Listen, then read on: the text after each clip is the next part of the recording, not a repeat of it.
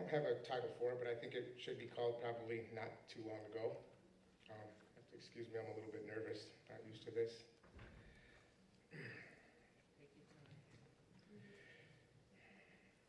Not too long ago, I battled my depression, as well as my addiction to alcohol at the same time. And I'll tell you what, that is a dark place that I wouldn't wish on my worst enemy. It's like being sucked into a vacuum, so I swirled and I spun and I crashed, and I let it get the best of me. So I would drink, and I would sleep, and I would drink, and I would sleep, and I would drink, and I would sleep. As I would open my eyes, I would be instantly overwhelmed by these feelings of guilt and regret. And I would think, Columbus, why do you drink so much? And why are you so sad? And why do you cry when you see someone being a hero on the TV set? Now, I know this is abnormal, but I'm not dealing with this today. So I'm just gonna go to the store because I gotta get my fix. And man, it was so much easier to just drink some artificial happiness. Now, all I gotta do is maintain, but that's easier said than done.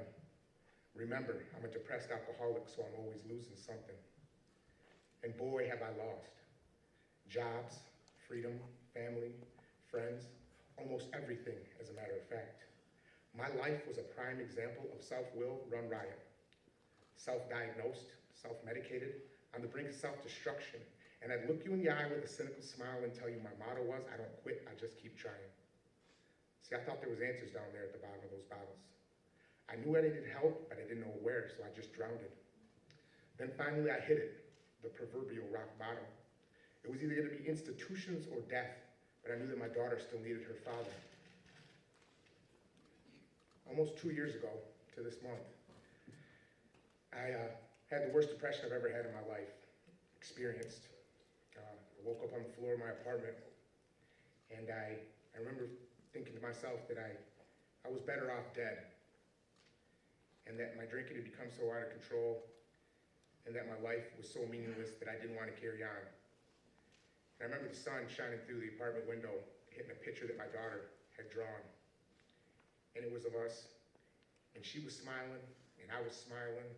I thought to myself, wow, how can that little girl see the world like that, and how come I can't? And I wanted to see the world like that, and I knew it could be done. And I knew that I could still be a hero, but I had to get healthy. And I wasn't gonna allow my pride to get in the way, or the stigma of being a man and seeking counseling or a happy pill discourage me, not when my situation had become this dire. So I started searching for a light. Frantic, like a little kid scared of the dark. Armed with nothing but AA big books and counseling, I started praying at night and got prescribed some medication that worked. And to my amazement, it started to work. Not as fast as I would have liked. It was kind of slow at first. And let me rephrase what I just said. I should have said it is work. I use the word is now with a smile because happiness is an emotion I now embrace. I no longer artificially create anything. It's all authentically based. From the deepest of my laughs or when I'm grieving with a friend to the tears that roll down my face, it's all exactly who I am. I'm now comfortable in my own skin, and today I'm proud to say that I no longer just live instead of just exist.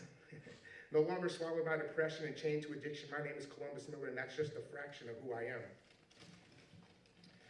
I no longer have shame saying that I'm an alcoholic in recovery, as well as someone who's been diagnosed with bipolar disorder, which is managed by medication. I'm also a father, a coworker, a neighbor, and so many other things. And it's because I got the proper help and accepted it and continue each day, good or bad, with a positive outlook. I've also had lots of help from people like Quentin at the House of Commons, who made it possible for me to audition for this. People in sobriety court in my county, counselors like Pat, and support from my family, my little girl, and the people that have come up here before me and have come after me that have, courage and everything like that. And I just want to say thanks for letting me share. That's it.